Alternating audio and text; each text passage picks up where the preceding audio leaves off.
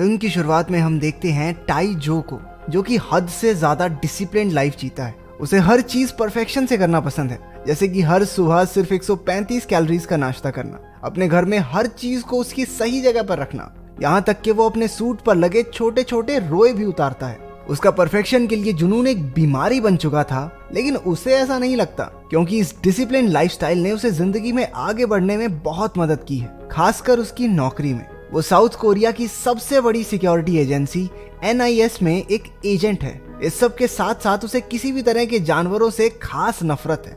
एक दिन जब वो लिफ्ट में एक आदमी और उसके कुत्ते के साथ था, तो उस कुत्ते ने टाइजू के मुंह पे मूत दिया और माफी मांगते हुए उसके मालिक ने पेशाब उसके पूरे मुंह पे फैला दिया। ऑफिस जाकर उसका मूड थोड़ा ठीक हुआ जब उसके कोलीग्स ने उसे एडवांस में प्रमोशन की बधाई दी। इसके बाद सभी को एक जरूरी मीटिंग के लिए बुलाया गया, जिसमें पता चला कि चाइना से एक VIP आने वाला है और उन लोगों को उसकी सुरक्षा का बंदोबस्त करना होगा। ये इवेंट चाइना और कोरिया के बीच 25 साल के अच्छे संबंधों की खुशी मनाने के लिए ऑर्गेनाइज किया गया है और इसमें किसी भी तरह की गड़बड़ बर्दाश्त नहीं की जाएगी। पता चलता है कि वो VIP कोई इंसान नहीं बल्कि मिंग मिंग नाम की एक पैंडा है। जानवरों से नफरत होने के बावजूद टाइजू इस काम के लिए वॉलंटियर करता है ताकि उसकी प्रमोशन पक्की हो जाए। इवेंट वाले दिन टाइजू ने सुरक्षा के पुख्ता इंतजाम किए थे। कई मिलिट्री डॉग्स को भी बुलाया गया था ताकि इवेंट में किसी भी तरह की गड़बड़ ना हो। टाइजू अपने जूनियर एजेंट क्रोनी से मिला, जो अभी अभी न्यूजीलैंड से लौटा था। उसे इम्प्रेस करने के लिए क्रोनी ने टाइजू को एक पेन दिखाया जो 100 मील के दायरे में थोड़ी देर के लिए सभी बिजली उपकरणों को बंद कर सकता है। क्रोनी वैसे बुरा आदमी नहीं था, लेकिन उसकी किस्मत इतनी खराब थी कि वो हर जगह कोई ना कोई गड़बड़ कर ही देता था। इसलिए टाइजो ने उससे वो पेन ले लिया और ढंग से अपनी ही जगह पर रहने को कहा। थोड़ी देर बाद प्रोग्राम शुरू हुआ और मिंग मिंग स्टेज पर आई। उसे देखकर सब बहुत खुश हुए और उसकी तस्वीरें लेने लगे, लेकिन तभी कुछ गुंडों ने वहां हमला कर दिया। वो अपने साथ स्मोक बॉम्ब्स लेकर आए थे। उन्होंने वो स्मोक बॉम्ब स्टेज पर फेंके, जिससे वहां हड़बड़ी मच गई। मिंग मिंग भी डरकर वहां से भाग ली। क्रोनी ने ये सब देखा और एक गोल्फ कार्ट में बैठकर उसका पीछा करने लगा। टाइजो भी उसके पीछे ही था, लेकिन तभी उन गुंडों ने मिंग मिंग को बेहोशी की गोलियां मारकर गाड़ी में बैठा लिया। टाइजू ने उन्हें रोकने की कोशिश की, लेकिन गुंडों ने उसके पास एक स्मोक बॉम्ब फेंका और उसे चकमा देकर वहां से निकल गए। इससे पहले कि वो उनका पीछा करता, क्रोनी ने अपने गोल्फ कार्ट से उसे टक्कर मार दी। गिरने पर उसका सर जोर से रोड पर लगा। बेहोश होने से पहले उसने एक मिलिट्री डॉग को अपनी तरफ आते हुए देखा। कुत्ते ने उससे पूछा, भी इमरजेंसी के टाइम पे सो रहा है? सारा डिपार्टमेंट हम कुत्तों की वजह से चल रहा तुम्हारा। जब टाइजू को होश आया तो उसने अपने आप को एक गले का पट्टा पहने अपने घर में पाया। उसे पता चला कि NIS ने स्टेटमेंट दी थी कि कल वाला इवेंट एक ट्रेनिंग थी, ताकि असली इवेंट के दौरान ऐसा कुछ ना हो। लेकिन ये सिर्फ मीडिया से मिंग मिंग के अगवा हो जाने की खबर को छुपाने का एक तरीका था। टाइजू अपने ऑफिस जाने के लिए घर से निकला, लेकिन लिफ्ट में उसे फिर से वही कुत्ता मिला जिसने उसके मुंह पे मूता था। लेकिन आज उसे कुत्ते की बातें समझ में आ रही थी। वो कुत्ता खुद से बात कर रहा था कि आज फिर से मौका मिल जाए तो मजा आ जाए, इसी के मुंह पे हल्का हो जाऊं। वो जल्दी से एक दुकान पर गया और बढ़िया खाना और कुछ दवाइयां ली, ये सोचकर कि शायद वो बीमार हो गया है। लेकिन उसके होश तो तब उड़े जब वहां पालतू जानवरों के सेक्शन में एक चूहे ने उसे खुद को खरीदने के लिए कहा और उसके साथ वाले कंटेनर में बैठा है जॉग तो कहने लगा कि इसे छोड़ के मुझे ले चलो अंकल, मैं बहुत बढ़िया हूँ, मेरे पे 500 रुपया ऑफ भी है। टाइजू जल्दी से वहां से भाग गया। ऑफिस में पहुंचकर उसने फिश टैंक में तैर रही मछलियों को उस पर हंसते हुए सुना। कल तक तो प्रमोशन के सपने देख रहा था, आज नौकरी से भी हाथ धो बैठेगा। ओ बिरे सानू की तैरो तैरो अपना तैरो। टाइजू ने चौंक कर अपने बॉस से पूछा कि क्या उसे नौकरी से हटाया जा रहा है, जिसने जवाब दिया कि वो उनके सबसे अच्छे एजेंट्स में से एक है, वो भला उसे क्यों हटाएंगे। लेकिन जब मछलियां चुप होने का नाम ही नहीं लेती तो टाइजू जोर से उन पर चिल्लाया। सब उसकी तरफ असमंजस में देखने लगे। उसने अपनी डायरेक्टर को बताया कि वो जानवरों की बात सुन सकता है। डायरेक्टर को लगा कि उसके सर पर लगी चोट ने कुछ गहरा असर किया है और उसे कुछ दिन आराम करने को कहा। ऑफिस से टाइजू सीधा जू में गया, जहां नकली पांडा को रखा गया था। ये पांडा कोई और नहीं बल्कि क्रोनी था, जिसे कॉस्ट्यूम पहनाकर वहां छोड़ दिया गया था ताकि किसी को शक ना हो। जब टाइजू और क्रोनी कुछ बातचीत कर रहे थे तो क्रोनी ने गलती से अपनी कॉस्ट्यूम में ही आग लगा ली, जिसके बाद उसे अस्पताल ले जाना पड़ा। जब टाइजू घर लौट रहा था तो उसे एक फीमेल गोरिल्ला ने अपने पास बुलाकर कहा कि वो जानती है कि VIP पांडा कहाँ मिलेगा और एक मैगजीन के बदले उसे वो ये जानकारी दे देगी। टाइजू उसे नेशनल ज्योग्राफिक की मैगजीन देता है, जिसमें वो सेक्सी गोरिल्लाओं की तस्वीरें निहारती है। फिर उसने टाइजू को अली नाम के एक कुत्ते के बारे में बताया जिसे किडनैपर्स की सुगंध याद है। अगर उसने अली को ढूंढ लिया तो वो उसे मिंग मिंग को अगवा करने वालों तक ले जा सकता है। उस रात वो एक खाली पड़े घर में गया जहां अली कुछ जानवरों को अपने वीरता के किस्से सुना रहा था कि कैसे उसने सर्बिया में कई सिपाहियों की जान बचाई थी। टाइजू को देखकर उन्होंने उस पर हमला कर दिया, लेकिन उसने उनके सामने खाना फेंक कर उनका ध्यान भटकाया और अली को लेकर भाग गया।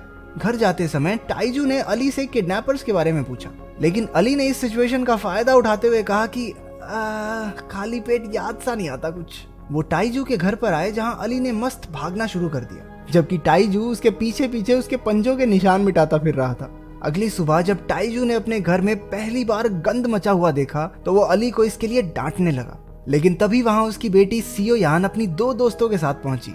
उसकी मां के गुजर जाने के बाद सियो यान और टाइजू के रिश्ते में काफी तनाव आ गया था। उसकी खतरनाक नौकरी की वजह से वो दोनों साथ भी नहीं रहते। आज उसकी बेटी का जन्मदिन है और टाइजू ने उसे एक अच्छी पार्टी देने का वादा किया था, लेकिन घर में गंद मचा देखकर वो समझ गई कि उसके पिता उसका जन्मदिन भूल गए थे। पर जैसे ही उसने अली को देखा वो खुश हो गई कि चलो पापा में थोड़ा बदलाव तो आया। टाइजू उसे सच्चाई बताकर दुखी नहीं करना चाहता था, तो वो चुप रहा।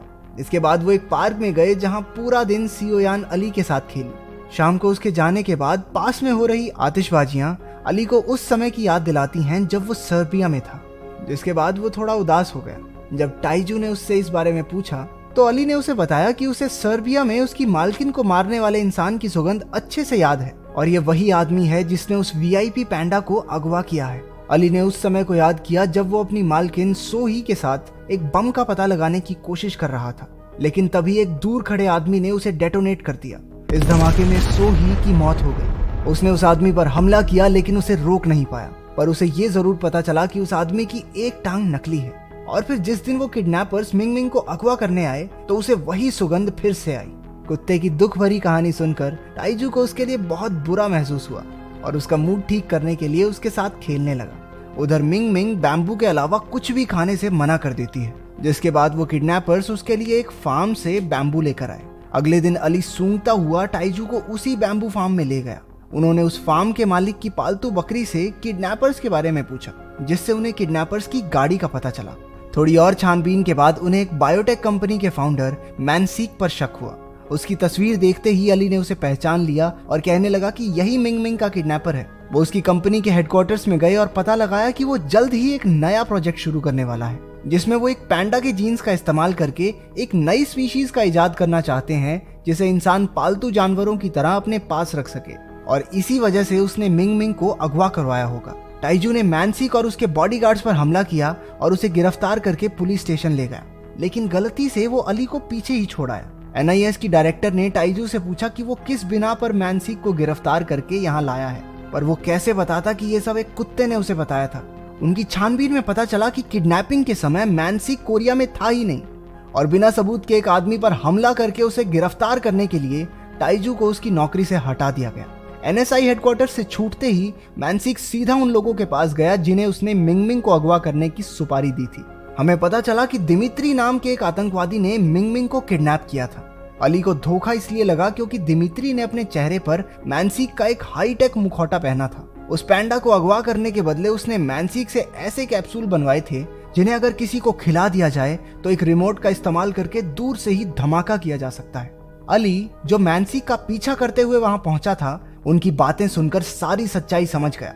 उसने मिंग मिंग के पास जाकर उसे दिलासा दिया कि कोई नहीं चाची, आएंगे तुझे बचाने। इसके बाद वो भागता हुआ टाइजू के घर गया और घंटी बजाकर दरवाजा खोलने को कहा, लेकिन टाइजू को अब उस पर बिल्कुल भरोसा नहीं था क्योंकि अली की वजह से ही उसकी नौकरी गई थी। मिलिट्री वाले अली को वहां से ले गए और ये तय हुआ कि ऑर्डर्स फॉलो ना करने की वजह से उसे मार दिया जाएगा। जब सियो यान अली से मिलने वापस आई तो उसे पता चला कि टाइजू ने उसे छोड़ दिया है। अपनी बेटी को दुखी देखकर टाइजू ने अली को बचाने का फैसला लिया। वो मिलिट्री के डॉग शेल्टर में गया और उसकी जान बचाई।